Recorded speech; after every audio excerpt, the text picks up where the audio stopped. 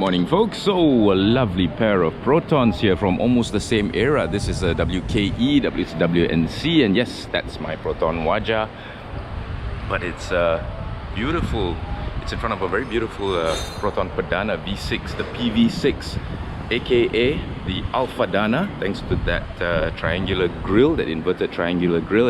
As I've mentioned before, during the time when this car was produced, a lot of Proton employees in the R&D and design departments were Alfa Romeo fans. In fact, even the predecessor to this car, not the predecessor, but the previous model, the Iswara, had a kind of like an Alpha 75 grille as well. So this one had almost like a 156 grille. Hence, it was called the Alpha Dana. But why is the Waja here today? Well, the Waja is here today for just regular service. Yes, preventive maintenance. I got the car serviced and they've washed it beautifully. It looks so gorgeous that I decided to do a very quick video for all of you. I had the headlights aligned as well. One was up, one was down. Just regular stuff. I already bought the new bee sting antenna. Somebody with itchy fingers keeps stealing my bee sting antenna, or maybe it flies off, I don't know, because I've seen a lot of Protons with the bee sting antenna. The sting itself is missing, so I've already got that. Just a matter of installing it. So anyway, since the car is done, actually, let's take a look at the inside.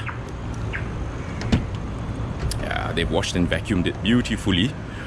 Very nice. Oh, this thing keeps falling off and it's always in there somewhere, but that's to actually bring the seat up and down again. But yeah. Oh, she looks so pretty. As a lot of you know, these seat covers are not original. I actually got these put on. What is this? I don't know. But yeah, these seat covers were actually from my buddy Ko, who from Classic Car Audio, who also had a lot of accessories for this car. And one of the accessories were these seat covers, in addition to this, which I shall show you in a minute. These silver inserts are not stock. These are actually from Classic Car Audio in Jalan Pahang. And but yeah, so I put these in myself. It came as a set 1, 2, 3, 4. There was a fifth one here, but it kept pressing against the reset button, so I took it off. And then 5, 6, 7, 8. Even the meters around. I don't know if you can still get these, but yeah, these were from an accessory shop. My buddy's accessory shop. So it's been a labor of love with this car, and I'm very happy with the way it's running. It's actually quite a nice car to drive. I put a steering cover on it because the wood up here, I didn't want it to get delaminated. And of course I buffed it up myself, and I keep buffing it up myself because these things tend to fade after a while. So it's a love and hate relationship, really. I love the way this car drives. I love the powertrain. I hate the stuff that was provided by the lowest bidder. Like this glove box has always been stuck, and then when you close it, you have to really slam it. If not, it gets stuck there. And then sometimes when you close it, it does that. I mean, a simple thing like a freaking glove box, they can't get right. So a lot of the components in this car were obviously supplied by the lowest bidder, and it comes from an era when I think Proton could have done a lot better. I'm just hoping now that they have, improved. And from what I see with the new X70 and the Personas and the Sagas, they have improved quite a lot. But yeah, some of this stuff is just no tactile feel, or rather horrible tactile feel, when it comes to a car in this segment. And it was pegged as Asia's answer to BMW, and that's something I think they'll never live down. So I've done up this car a little bit myself, and it's a constant challenge to keep things from falling off, breaking off. I mean, this seam lines like this, which from day one were so visible and so horrible, but it drives so well. And it's 15 years old, this car, 15 years old, and it's still it's like the go-to family car, Another thing that I never really liked was the way this felt. But hey, you know what? It's a good car to drive. The CD player doesn't work anymore, so I might have to change this whole unit. The radio still works, so that's a good thing, I guess. But so many things about this car that could have been so much better if they had put a little bit more effort into it. A good design poorly executed. That's the only thing I can say, but it's still a very good car to drive. I don't know how many times I've changed these power window switches, but yeah, they tend to break as well. But I'll continue. You know what? I'll continue enjoying this car, driving this car. It has actually done the whole of Malaysia run. Actually, I used this car to go up to Kedah to pick up the Saga. So this car went up there, and the other day I gave it a treat with the raised alloys, which actually look pretty damn good on this car, I have to admit. But yeah, the saga of the Waja continues, and I'm never giving up on this car ever, because it's a really nice car to drive. And despite the shortcomings from OEM, it's still, I really like this car, and I will continue to actually keep doing it until it falls apart to a point where I can't do it anymore. But yeah, beautiful Perdana and beautiful Waja. So anyway, just wanted to do a very quick walk around and show you the things that are slowly being done. Yes, I know this is broken, but I just haven't gotten around to getting one of these yet. It will come in black, so maybe I'll change all four to black, who knows. But there she is. I wish Proton had continued with the illuminated Proton logo. I think this would have been so cool if it was illuminated, like the one on my Saga, but it's not. But anyway, yeah, there she is, the go-to Waja. Really, this car really has never let me down. I mean, like I said, the shortcomings of the interior and components aside, this car has never let me down. It's just always started up and always gone at the drop of a hat, no matter where I needed to go. Lovely car. Okay, so that's about it here at the Kenzone in SS6. If you need tires, if you need wheels, if you need service, if you need whatever, they can handle it for you, definitely. And oh, there's a Tana's MG, almost ready, just putting it back together again. And Viewer Derek's SE here, getting an overhaul. So yeah, and there's Ken's beautiful E200 W210, which I reviewed. You can scroll down and check out the review. It came out late last year sometime. Lovely car. I think I've asked him about 6 or 7 times to sell it to me, but no, he likes it. I mean, he picked it up cheap and he spent quite a lot on it, and it's still looking beautiful. He put the slightly smaller wheels on it, but I think they look better, and he's definitely getting a much better mileage from this car now. What a lovely car.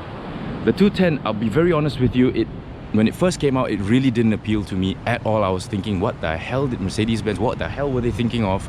From a W124, they came out with this, with the big eye, small eye. And then, suddenly, I find myself liking this car very much. It took time for this design to appeal, but it really has. And don't be surprised if one day you see a UCR update that I bought one, because it's still a very appealing car to me. But then again, I already have my 126, which I absolutely adore. So, you know, we'll see how it goes. Oh, howdy folks. So today is Waja day. Yeah bro, the key's inside in the ignition. And what am I doing? I'm just doing this for no bloody good reason except just to cause itchy fingers. And so basically the car has been using its original exhaust system for the longest time, and today I thought I'd give this car an S-Flow. So check it out, I've got this very nice, it's the last one here at Panjang's place. It's brand new and it's a twin tip, and the reason why I'm going for a twin tip is because of this. It's big enough. So let's hear what it sounds like. Can you rev a bit? So that's the original. Thank you bro. Okay, that's the original sound, and stay tuned for what it's gonna sound like once this S-Flow goes in. Part of the reason I'm doing this is because this is actually the original muffler from the Waja from 2005, and it's, well, in not so many words, it's a bit gone. A little bit of rattle going inside. So yeah, the catcon is also just completely a can of nails right now. It's like a can of rusty nails running around in there. So to replace the cat con, I've got this swirl thing. It's second hand, but still okay. Basically, it's one of those swirl mid pipes that used to be very popular in the 90s.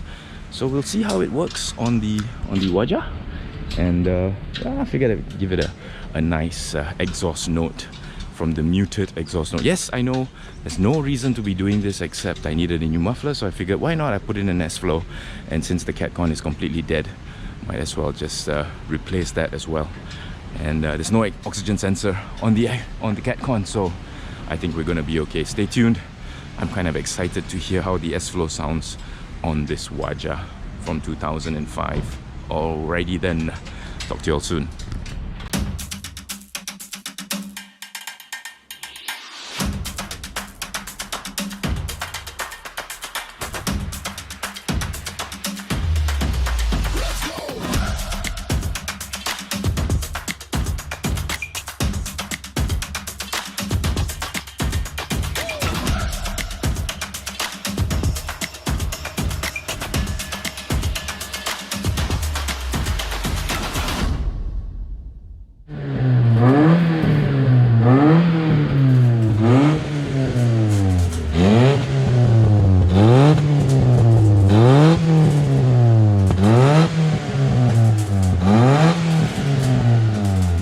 Well, that sounds pretty good. And it's very subdued when it's at idle, which is exactly what I wanted. Yes, Panjang delivers again. Winsoon in SS3, they've done it again, and yeah, that looks almost OEM because this cut, they didn't have to modify it at all. It was exactly like that. And so now these two fit in here beautifully. Yeah, very nice. So yeah, the cat con was rattling like a can of nails, and they put in a bullet there. You definitely need that, if not it's going to be very noisy inside your cabin. So now yeah, it's exactly what I wanted. It's very subdued. The engine note is still there, and at idle you can hardly hear it. So it's not going to be loud all the time, which is exactly what I wanted. Nice work, bro. Awesome. Well done. Yes.